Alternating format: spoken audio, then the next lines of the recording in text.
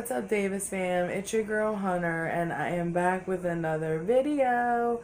So I thought I would sit down and talk with you guys about restitution, being on probation, the fines and costs aspect of it, and especially because mine is like difficult. So let's get in.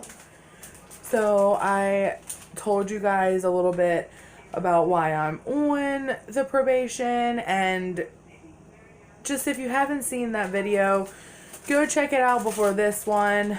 So I am on probation. I was supposed to get off like a couple months ago, and I don't get like drug tested or anything anymore because I've been on so long, and I'm obviously clean for 5 years. So the only reason I'm still on is because of the fines and costs. Because when you are on probation and you say you get on for like a drug charge or something like that, you're not going to owe anybody money because you didn't steal any money, but you're still going to have fines and costs for like being on probation, the drug test. If you're on house arrest, you still have to pay for all that. But because I did steal something, I had to pay restitution too. That was $6,000 on its own. Plus I had another $4,000 in like house arrest. I was on house arrest like 2-3 times, and then just all the other costs added up. So it came to like I owe like $10,000 and some change. Yeah, so because I owe that money, they obviously can't just let me off because I didn't. When you owe your fines and you don't pay them, it's kind of like a violation because you didn't meet all your requirements for your parole or probation, which when my time was up, they had to have me sign a violation paper, and I got revocated because technically I violated. Yes, I didn't do anything wrong and I didn't get arrested or anything, but I did not pay off the fines and costs in the time that they gave me. So what happened was I signed the paper. About 2-3 months after I signed the paper, I had a court date, and I went up and got a public pretender, as I call them.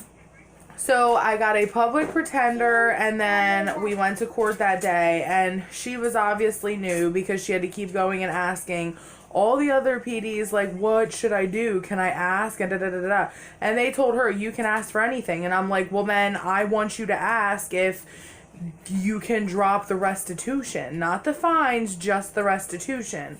And as you guys know, my grandma Phil, which my grandma Phil is my dad's mom, okay? She's the one that just passed like a month or so ago that I was really upset about. Now my grandma Connie is my mom's mom. She passed about 7 months ago, maybe, something like that. So my grandma Connie is the one, which that's my mom's mom.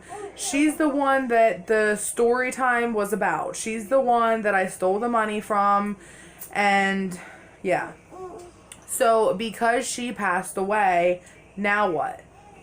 Now what? Like, what do they do now? Because the money, the person that I'm supposed to be paying has died. You know what I'm saying? So, like, what would they do? And I didn't even know what they would do. But I know my grandpa had checks because when I pay my fines, my grandma Connie would get checks. And it would say Dauphin County, which I can show you guys. Hold on one second. So, yeah, I can show you guys the checks. I will have to cover up her address, but there is the checks, and it says Dauphin County fines and costs, and this amount was for $60. So that's what the checks look like, and then it has my name up there to say who it's from, and then my docket number. But that's what they look like. And I have 3 of them. I have like 3 or 4 of those checks that like my grandpa obviously didn't want to cash. And so he had told my mom called the Dauphin County Probation Office, and they had told me to, I have to send them somewhere, but then I was going to court soon and I needed a death certificate to go to court, so they know I'm not lying. So I went to court, I took the death certificate, I took all these checks, and then the PD was like, well, we can't take the checks because if anything would happen, they would be in our possession and we can't take them. I'm like, what should I do with these checks? Like the Dauphin, like the county probation office doesn't want them. The court didn't want them. I don't know who to give them to, so I'm just holding on to them. And the girl who I went to see, because I had a probation officer and then after court I got switched.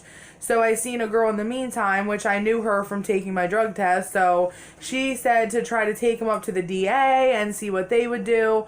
But anyway, so when I went to court, they said my mom wrote a letter and tried to read a letter to speak on her mom's behalf.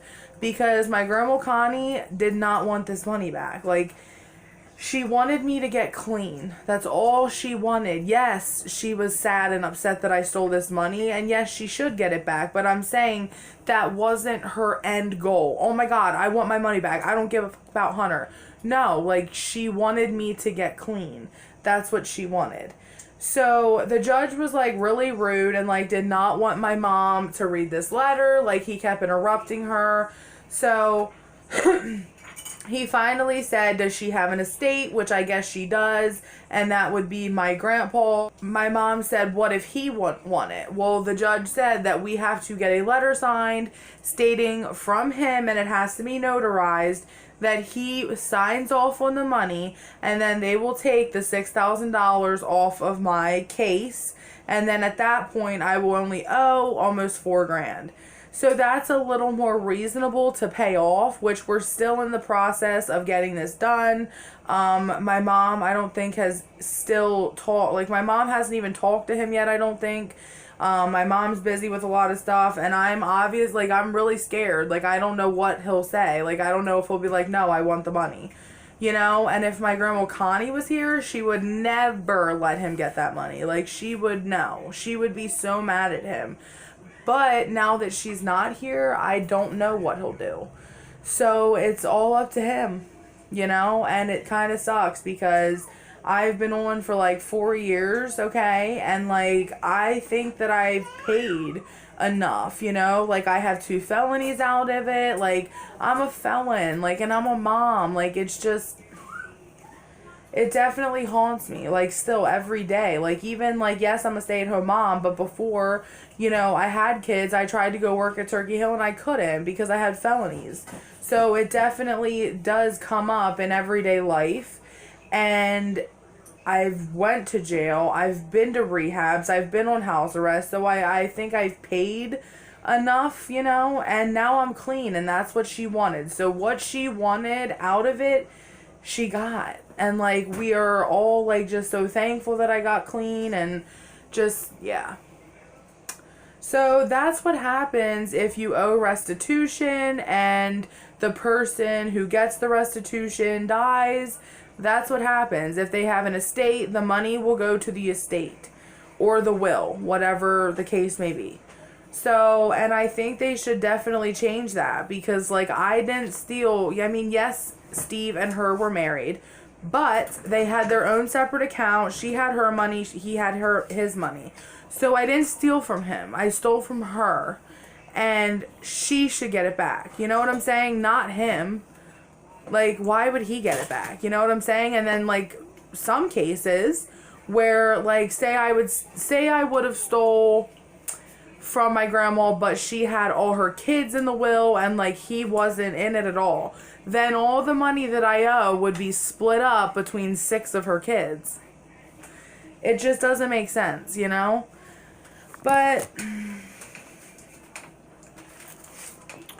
But yeah, that's what happens when you owe restitution.